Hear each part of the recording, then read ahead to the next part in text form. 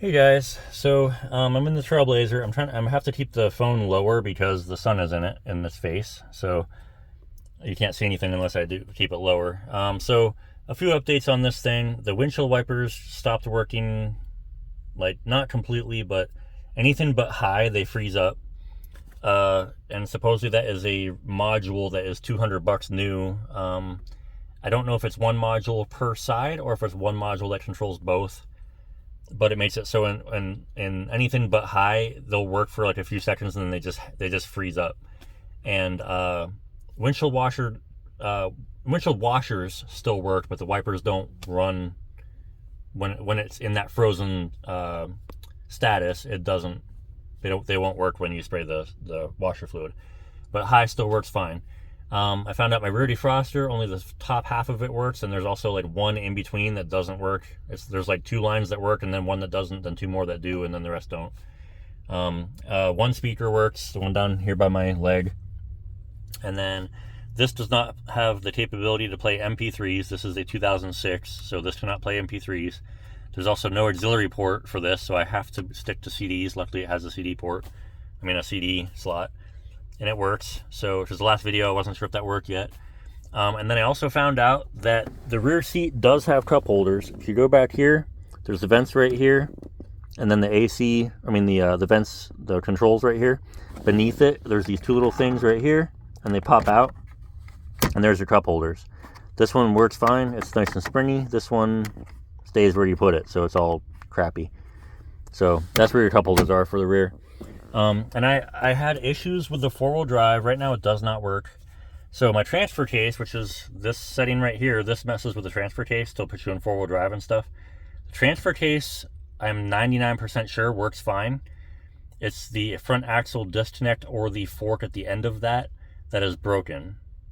So these things are designed really dumb for the four-wheel drive. So this is only my third four-wheel drive vehicle, but I don't know if if there's any other ones that are like this, but they designed this thing. It doesn't even say it in the owner's manual, but I have been told by multiple people, do not put this in four-wheel drive while it's in park.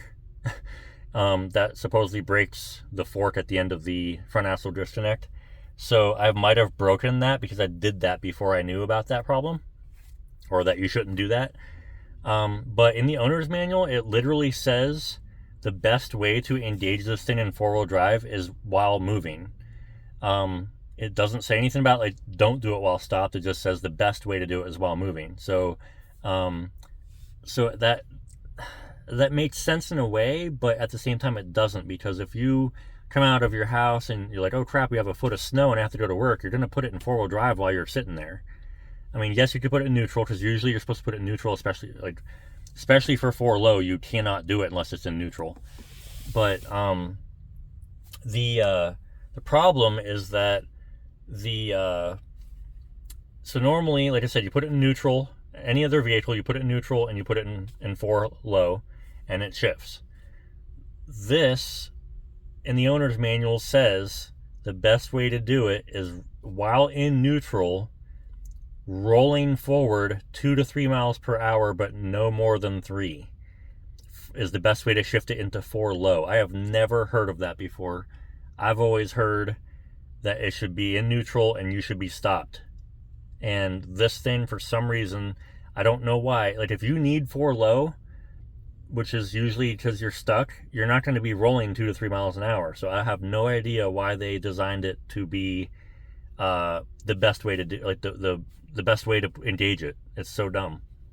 If you're stuck, you're not gonna be able to roll. So that's terrible to make it so that's the best way to do it. It should be the best way to do it should be while you're stopped. Not necessarily in park, but in neutral, like every other truck I've ever heard of. Like I said, you put it in neutral and 4 low, that's when you engage 4 low, while you're stopped. So 4 high should be able to be engaged anytime, anywhere, while you're driving, while you're sitting. But for some reason on these things, they made it so if you have it in park, I'm not sure about neutral while stopped, but if you have it in park, it can break your four-wheel drive system, the fork or the front axle disconnect. So I have, like I said, I have no idea. So if you're looking at these things for a four-wheel drive, honestly, like I like this thing kinda. Excuse me, but the four-wheel drive system on this is stupid how it's engaged. So I would look elsewhere, honestly. I don't know why they did it. I mean, I know I keep saying that, but it's so stupid that they would design it that way. So on top of that, I cleaned this thing. So in the old video, that side was clean and then the other side wasn't. Now they're about the same color. And then also this side is almost the same color because I got it pretty clean. And then this side is almost the same color. This one's a little bit darker still because the previous owner, I have no idea what they did, but this was dirty as hell. And then I cleaned up all this stuff with just wipes best I could. Got a lot of the stain or the coloration or discoloration up that they had, but not 100% of it. And then, but for the most part, I mean, it's like 80% better everywhere. I got a new armrest. This is off of Amazon. It was like 20 bucks. It's a pain to replace, but it works. It's also a little bit padded, not much, but it has a little bit of padding. Actually, not really that much, but still, it was better than the other one. And then I also started putting toggle switches in for off-road lights. So this one is not going to be off-road lights, but it might be fog lights. I drilled a hole down here for another toggle switch, but I ran out of time because I was installing one down here, right here. This one right now is connected. It's the only switch right now that actually is functional. These are connected to LED off-road lights that are just ones I put on the bumper that I had laying around. They're just like little 6-inch off-road lights.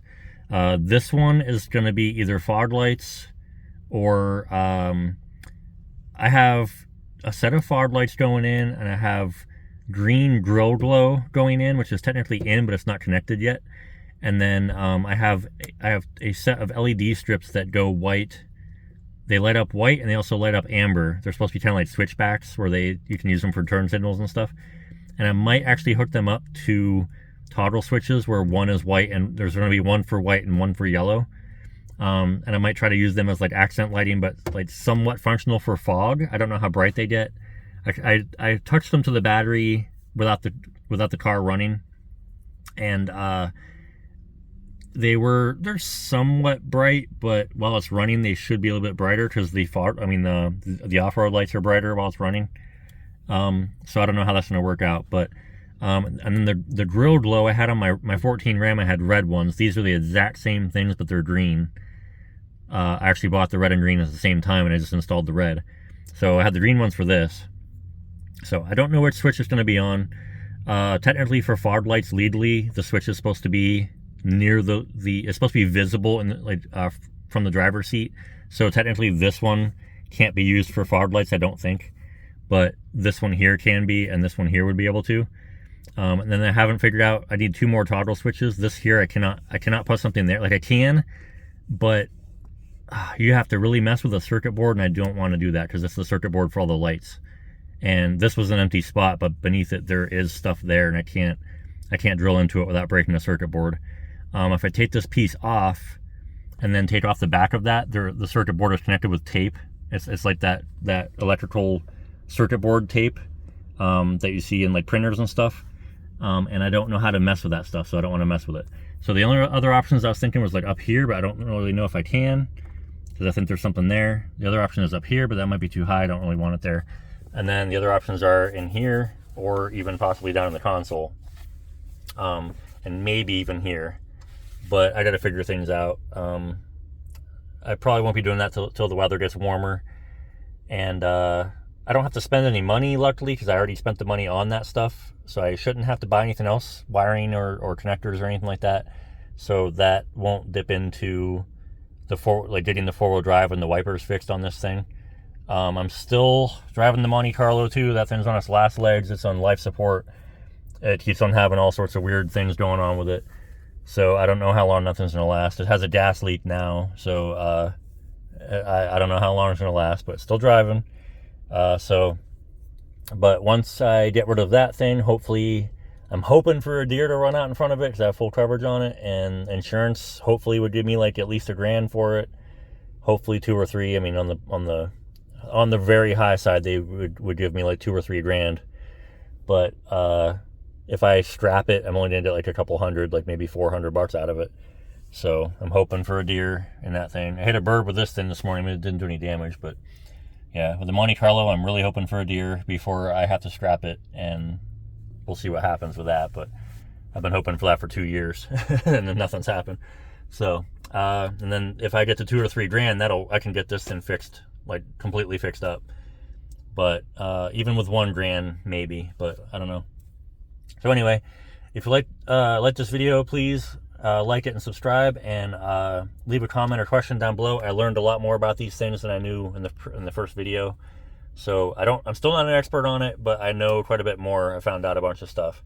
So and then thank you for watching. And if you are a video gamer, I created a second channel, and I changed the name on it. So in all the older videos, which I think I only mentioned it in like 2 videos, but I started the channel and it's called Lowest Must Die 15 Gaming, and that was such a long name, so I changed it to Lowest Must Die Games, and so that's what it's called now. So this is the first video that I say that I'm telling you about that name change.